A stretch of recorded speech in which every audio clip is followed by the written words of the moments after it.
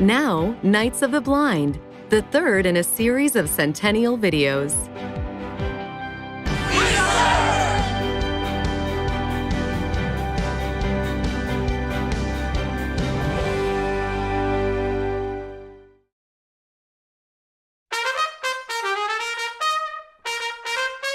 The roaring 20s in the U.S. Everything was moving. Automobiles, pictures, and headlines.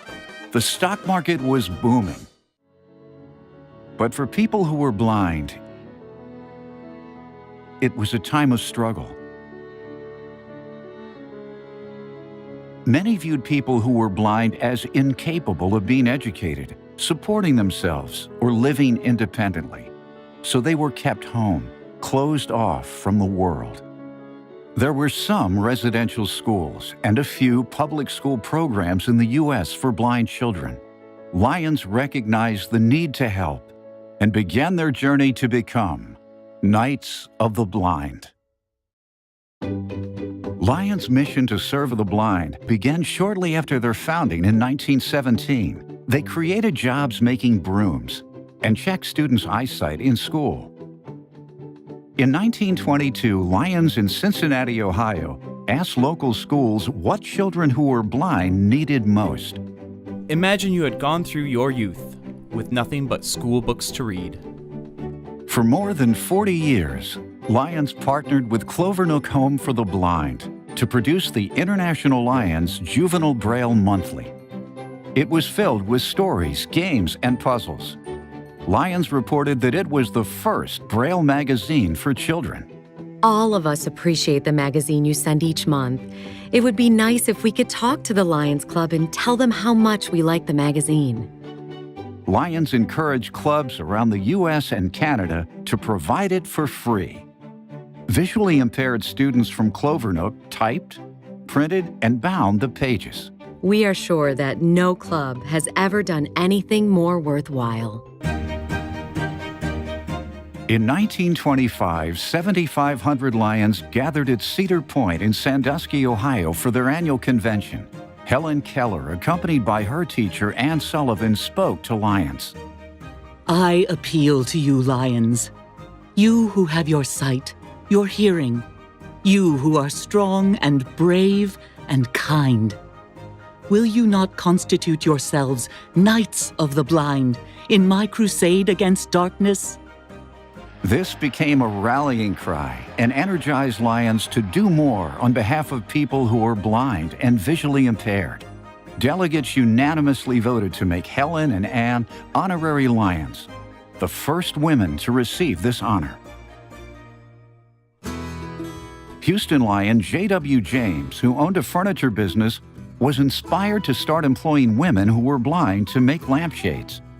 Later, his club helped others earn a living sewing a variety of items. Don't make the mistake by holding your blind workers down to menial tasks.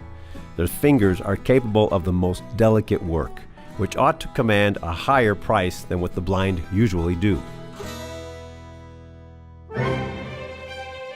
In California, Berkeley Lions formed the first scout troop for blind boys. With their peers, they explored the outdoors and learned citizenship. Lion George Ahern served as scoutmaster for many years. My greatest thrill is watching these boys develop skills, broaden their interests, gain self-confidence, and thoroughly enjoy themselves. In Illinois, Peoria Lions Club president George Bonham noticed his friend, a blind newspaper stand operator, struggle to cross the street as he held his black cane. Bonham thought that white canes with a red tip would be easier for drivers to see. His Lions Club convinced the city council to pass the first white cane law in 1930, giving blind pedestrians the right of way. By 1956, every U.S. state had white cane laws. There is scarcely a community where the white cane of the blind is not as common as blindness itself. Lions worked internationally for similar laws.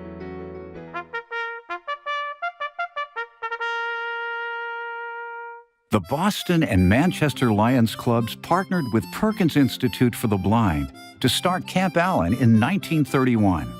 Named for Lion Edward Allen, the director at Perkins, it was the first camp to provide outdoor recreation for girls who were blind.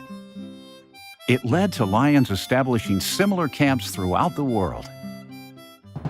Through the years, Helen Keller continued to visit Lions clubs, praising them for their attitude toward the blind, which she called new to the world.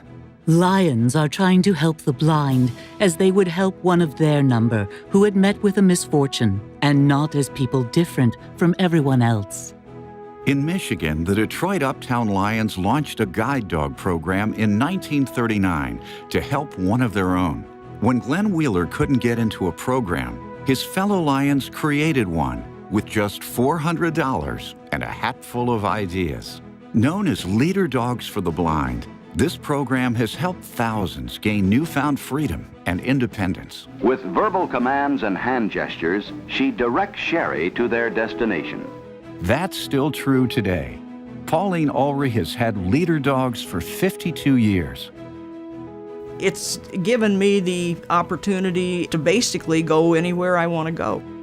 Internationally, Lions have started and supported many other guide dog schools.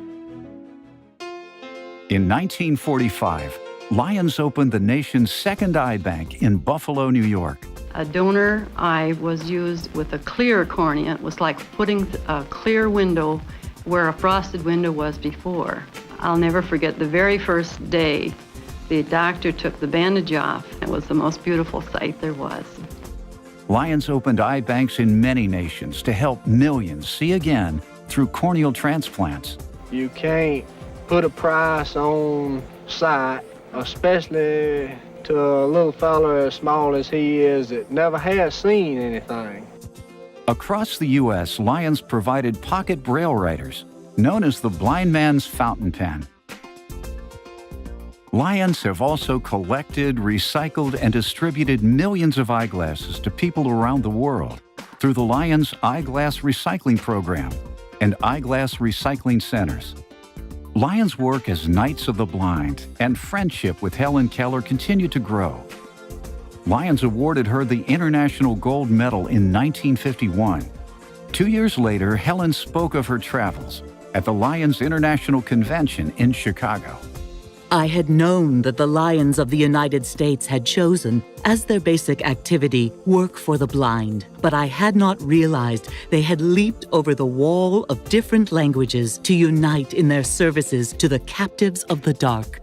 One of her final public appearances was in 1961, when she was honored with a Lions Humanitarian Award. Throughout the 1960s and 70s, Lions' work as Knights of the Blind grew. I'm Roy Rogers, and I've been checking my notes here in preparation to tell you a story. It's about a wonderful place in America where a group is working to rehabilitate blind men and women and boys and girls to learn to live with their blindness. In India, we have many blind people, especially amongst the poor.